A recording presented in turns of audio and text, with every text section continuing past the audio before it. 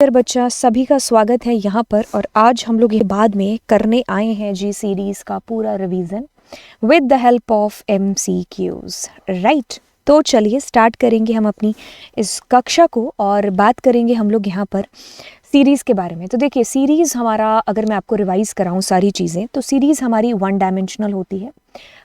इसके अंदर जितना भी डेटा होता है वो होमोजीनियस टाइप का होता है। इसका जो साइज़ होता है वो इम्यूटेबल होता है और इसके अंदर की जो वैल्यूज़ होती हैं वो म्यूटेबल होती हैं। ये वन डायमेंशनल होती है, इसमें रो होती है, कॉलम का कोई लेना देना होता नहीं है। ओके, तो इसको यूज़ करने के लिए हम सीरीज़ नाम का एक फंक्शन है जो यूज़ करते हैं पैंडास के अंदर। तो जब हमने इसको यूज़ करना है तो पहले हमें पैंडास को इंपोर्ट करना पड़ेगा। तो पैंडास इंपोर्ट हो गया, सीरीज़ इज़ वन डायमेंशनल, ठीक है। तो ये हमने आपको बता दिया। तो सीरीज़ के अंदर एक तरफ होता है उसके इंडेक्सेस और उस दूसरी तरफ होता है उसका डेटा। तो हम एक सीरीज़ को कैसे कैसे क्रिएट कर सकते हैं, हम ये सीरीज़ पर्टिकुलर क्रिएट कर सकते हैं लिस्ट के साथ में, रेंज फंक्शन के साथ में, ट्यूपल के साथ में, स्ट्रिंग के साथ में, हम लोग नमपाई के साथ में, डिक्शनरी के साथ में। तो ये सारे तरीके हो गए स्केलर वैल्यू के साथ में। तो ये सारे तरीके हो गए हमारी सीरीज़ को क्रिएट करने के। तो उसके एक तरफ क्या होगा, इंडेक्सेस होंगे और दूसरी तरफ उसकी डेटा वैल्यूज़ होंगी। अब देखिए, इसके इंडेक्सेस क्या होते हैं, बाय डिफ़ॉल्ट 0 से स्टार्ट होते हैं और आप अपनी मर्ज़ी से अगर इंडेक्सेस देना चाहते हो तो आप इंडेक्स नाम का एक एट्रीब्यूट यहाँ पर यूज़ कर सकते हो सीरीज़ फंक्शन के अंदर। ठीक है, तो ये सारे तरीके, इसको मैंने हाईलाइट किया है क्योंकि ये 12th IP के सिलेबस में नहीं है, बट फिर भी मैंने आपको बता दिया है कि how to create a series through ND array. तो यानी कि नमपाई के थ्रू हम कैसे क्रिएट कर सकते हैं। प्रैक्टिकली हमने इसके सारी की सारी जो भी थी हमारे पास में इसके एट्रीब्यूट्स, वो सारे देख लिए हैं। अगर एग्जाम पॉइंट ऑफ व्यू से बताएं तो एट्रीब्यूट इम्पॉर्टेंट हैं, लेकिन किसके, डेटा फ्रेम के, ठीक है। हाँ, इसके भी आप याद कर लीजिए क्योंकि ऑलमोस्ट दोनों के सेम ही हैं, ठीक है। बस डेटा फ्रेम में 2-4 ज़्यादा होंगे बिकॉज उसमें कॉलम्स होते हैं। इंडेक्स हमें क्या बताता है, रिट्रीव करके देता है इंडेक्सेस की सीरीज़ को। तो यहाँ पर उसकी वैल्यूज़ आ जाती है, यहाँ पर डेटा टाइप आ जाता है। शेप के अंदर हमें ट्यूपल के अंदर आंसर मिलता है और हमें क्या मिलता है, टोटल नंबर ऑफ रोज़, ठीक है। और यहाँ पर कितना जो स्पेस है जो घेर रखा है बाइट्स के तौर पर हमारे पास आता है। एंड डिम में हमेशा इसका आंसर 1 आता है क्योंकि ये वन डायमेंशनल होती है और डेटा फ्रेम के केस में 2 आता है। साइज में टोटल नंबर ऑफ एलिमेंट्स ही पता चल रहे होते हैं। हैज़ नैन्स हमेशा आपको ट्रू रिटर्न करेगा अगर एक भी वैल्यू नैन है तो। नैन की फुल फॉर्म होती है नॉट अ नंबर। नैन का मतलब है नल, खाली वैल्यू। जैसे SQL में होता है नल, पाइथन में होता है नन, NONE। इसमें नैन के साथ में उसको रिप्रेजेंट करते हैं। एम्प्टी का मतलब है खाली। अगर आपकी सीरीज पूर्णतया पूरी खाली है तभी ये ट्रू करेगा, अदरवाइज इसका आंसर हमेशा फॉल्स आएगा। एंड दैट्स वेरी इंपॉर्टेंट, ठीक है। चलिए, अब इसका लेवल 0 से हम लोग पूरी इसके MCQs करेंगे। पहले क्वेश्चन की तरफ बढ़ते हैं और यहाँ पर बात करते हैं which of the following libraries, multiple answer भी हो सकता है, allow to manipulate, transform and visualise. देखिए, जैसे इसने विजुअलाइज कर दिया ना तो सारे प्रश्नों पर जो भी उठ रहे थे उन पर इसने पूर्ण विराम लगा दिया, क्योंकि डेटा विजुअलाइजेशन के लिए आपके पास मैटप्लॉटलिब का ही यूज़ होगा, ठीक है। तो हम डेटा मैनिपुलेट, ट्रांसफॉर्म कर सकते हैं, लेकिन विजुअलाइज के लिए हम मैटप्लॉटलिब को ही याद करेंगे। कहता है कि a dash is a one dimensional array. बिल्कुल, हमारी जो सीरीज़ है वो वन डायमेंशनल है एंड हमारा जो डेटा फ्रेम है वो 2 डायमेंशनल है। Which of the following module is to be imported to create a series. तो हम पैंडाज नाम के मॉड्यूल का यूज़ करेंगे और पैंडाज में भी P छोटा आएगा, ठीक है। कहता है कि which of the following function help to create a series. Okay, which of the following function help to create series function, और हम इसका यूज़ करेंगे और इसमें S कैपिटल होगा, ठीक है। एक सेकेंड, यहाँ पर ये गलत है, ठीक है। तो सीरीज़ का S बड़ा होना चाहिए, तो यही हमारा B आंसर होगा। अगला क्वेश्चन है जिसकी बात करेंगे, the data label associated with the particular value of series is called its. देखिए, data label associated with the particular value जो सीरीज के अंदर होती है, मतलब एक तरफ क्या होता है, इंडेक्सेस होते हैं, दूसरी तरफ उसकी डेटा वैल्यूज होती हैं। तो ये जो इंडेक्सेस होते हैं, ऑफ कोर्स इनको इंडेक्सेस ही बोला जाएगा, है ना, ठीक है। कुर्सी नंबर कह सकते हो, समझने के तौर पर, पेपर में तो कभी नहीं लिखना है, ठीक है। ओके, कुछ चीज़ें ऐसे भी होती हैं जिनसे समझा जा सकता है, वो पेपर में लिखनी ज़रूरी नहीं होती है ना। How many elements will be there in the data series named S1, ठीक है। तो देखिए रेंज की अगर बात करें तो रेंज का मतलब है 0 1 2 3 4, सुपर, ठीक है। तो 0 1 2 3 4, तो यानी कि ये वैल्यूज़ हमारे पास में आ जाएंगी। अब इनके इंडेक्सेस क्या होंगे, मतलब आपकी सीरीज़ ऐसे बनेगी 0 1 2 3 4, ये तो बाय डिफ़ॉल्ट इंडेक्स आ गए और उनके अंदर वैल्यू भी यही डाली है।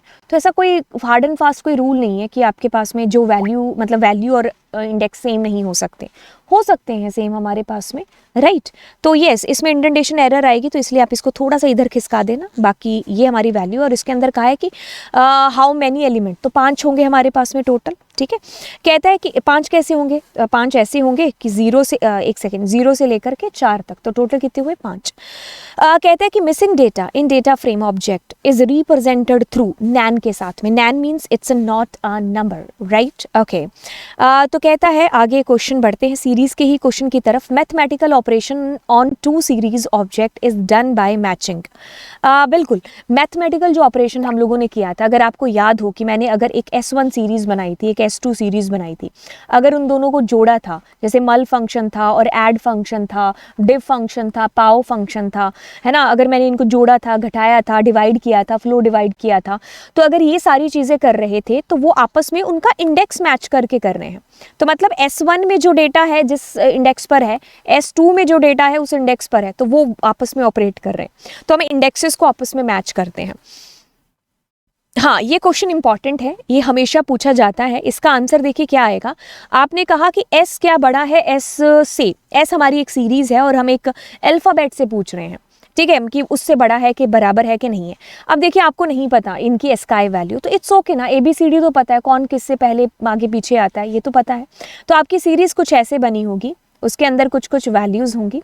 अब आपने पूछा S से बड़ा या बराबर कौन है, अगर हम नॉर्मली ABCD में देखें तो ये तो बड़ा नहीं है, तो इसमें हम फॉल्स डाल देते हैं, ठीक है। ये बराबर है तो इसमें हम ट्रू डाल देते हैं। अगर हम इसको काउंट करके देखें, IJKLMNOPQRS, तो R इससे क्या आता है, पहले आता है, T बाद में, है ना, तो इसमें भी क्या आएगा, फॉल्स ही आएगा। तो हमारा ऐसा फॉल्स ट्रू फॉल्स किसके साथ मैच होता है, ये। अब एक और चीज़ ध्यान से सुन लेना, अगर इसी सेम क्वेश्चन के अंदर आपके पास में ऐसा लिखा होता, ये क्वेश्चन आता है, तब आपका आंसर क्या आता, तब इसमें डेटा आपका फिल्टर हो जाता, तब इसमें आपको सिर्फ और सिर्फ ये आपको आंसर डिस्प्ले होता S 6 और S। तो मतलब इसमें जो इससे मैच करता है वो डेटा फिल्टर होकर के डिस्प्ले हो जाएगा, मतलब फॉल्स वाला डेटा विजिबल नहीं होगा, ट्रू वाला will be visible, data visible, ना कि ट्रू फॉल्स में, बूलियन में कहने का मतलब आंसर नहीं आएगा जब आप ऐसा कर रहे होंगे। अगर आपने नॉर्मली ऐसे लिखा है तो वो बूलियन में आएगा, ट्रू जो कि सेटिस्फाइड हो रहे हैं, फॉल्स जो कि सेटिस्फाइड नहीं हो रहे। To display a series in descending order, तो देखिए अगर हमें किसी ऑर्डर में अपनी सीरीज को सेट करना है तो हमारे पास में सॉर्ट वैल्यूज नाम से एक फंक्शन होगा और उसके अंदर हम क्या कर रहे होंगे, असेंडिंग को फॉल्स रख रहे होंगे, ठीक है। तो अगर फॉल्स की ना बात करें तो ये बाय डिफ़ॉल्ट ट्रू होता है, और अगर बाय डिफ़ॉल्ट ट्रू होता है तो वो हमेशा असेंडिंग ऑर्डर में आंसर करता है। सॉर्ट का S और वैल्यूज का V छोटा होगा और बीच में अंडरस्कोर दे रहे होंगे। कहता है कि to display the second element of series we use, हमारी एक सीरीज है, ठीक है, उसमें कुछ कुछ वैल्यूज हैं ऐसे। तो अगर ये सीरीज का नाम S है तो आप क्या करेंगे कि S का एक दिखाई दे दो, मतलब आ जाए फैच होकर के, तभी तो दूसरा आएगा, है ना। चलिए, कहता है कि एक सीरीज बना ली आपने और अगर आप उसके इंडेक्सेस को फैच करेंगे तो आपके पास आउटपुट कैसे आएगा, तो ध्यान से ध्यान दीजिए। अगर आपके पास आउटपुट आएगा तो हमने अभी यहाँ पर इंडेक्स दिए नहीं है, तो ऑटोमेटिकली आएंगे 0 से लेकर के 1 2 और 0 1 और 2 तक, ठीक है, ओके, ठीक है। तो अब आपके पास में देखिए आउटपुट कैसे बेसिकली डिस्प्ले होगा। पास में देखो आपने स्पेसिफिकली यहाँ जाकर के इंडेक्स नहीं दिया है कि मैं इंडेक्स दे रहा हूँ, तो अगर आपने इंडेक्स नहीं दिया है ना तो वो इसी तरीके से आपको रेंज इंडेक्स के तौर पर ही दिखाई देंगे कि वो 0 से 3 तक चलेंगे। 3 का मतलब है कि एक पहले तक रुक जाएंगे, 2 तक, ठीक है। अगर आप फ्लोट कर रहे होते तो यहाँ फ्लोट आपके पास में आ जाता, इंटीजर में स्पेसिफिकली अगर आप देते तब ये ऊपर वाला आंसर आता, नहीं तो नहीं, ठीक है। Which of the following is not, ये मैंने जो कराया ना ये मैंने एट्रीब्यूट के अंदर कराया है, ठीक है, तो उसमें ज़रा देख लेना आप, मैंने हर एक तरीके से आपको इंडेक्सेस का बताया था। विच of the following is not pandas data structure, ठीक है। तो सीरीज आप कर ही रहे हैं, डेटा फ्रेम जो आप करने वाले हैं, हमारे पास क्यों डेटा स्ट्रक्चर पैंडास के अंदर नहीं है। खैर एक डेटा स्ट्रक्चर है बट पैंडास में नहीं है, पैंडास में नहीं है। You can create a Python panda series using, हम एक सीक्वेंस एनडी एरे ट्यूपल किसी का भी यूज़ करके हम अपनी एक सीरीज को क्रिएट कर सकते हैं। कहता है कि pandas support which of the following type of indexes. तो पैंडास के अंदर आप पोजिशनल दे सकते हो, आप लेबल्ड दे सकते हो, नंबर्ड वैल्यू या रो कॉलम ऐसी कोई चीज़ नहीं होती है। पोजिशनल का मतलब है कि 0 1 2 3 जो उसके ऑटोमेटिकली बाय डिफ़ॉल्ट आते हैं, और लेबल्ड का मतलब आपने खुद की मर्जी से ABCD अल्फ़ाबेट में कोई भी इंडेक्स दिया। To create an empty series object you can use, हम बिल्कुल ऐसे अपनी खाली सीरीज़ को क्रिएट कर सकते हैं। तो जिस दिन हमने सीखा था सीरीज़ को क्रिएट करना, तो पहला सवाल ही यही किया था। तो एम्प्टी अंदर लिखना ज़रूरी नहीं है, ये गलत है, ये वाला बिल्कुल सही है। कहते हैं कि to get the number of dimensions, ठीक है। तो अगर हमें नंबर ऑफ डायमेंशंस जाननी है कि 1D है या 2D है, तो हम एन डिम का यूज़ कर रहे हैं इस एट्रीब्यूट का, ठीक है। दैट्स इट, इतने से सवाल थे। अब मैंने आपको इसमें सीरीज आपका रिवाइज करा दिया है। अब अगली क्लास से हम लोग पैंडास के साथ में डेटा फ्रेम का यूज़ करके आपको मिलेंगे, ठीक है। एंड आई होप मैंने बहुत सारी चीज़ें हैं जो क्लियर की होंगी, और अगर ऐसी बात है तो ज़रूर नीचे कमेंट सेक्शन के अंदर बताइएगा। And thank you so much, ठीक है। तो मिलेंगे आपको अगली क्लास के अंदर। Bye bye. एंड चैनल ज़रूर सब्सक्राइब कर देना, ठीक है, और दोस्तों को शेयर भी कर देना। अगर आपके पास में और भी डिवाइसेस हैं तो आप उनसे भी सब्सक्राइब कर सकते हो, ठीक है। तो चलिए फिर, bye bye, god bless you.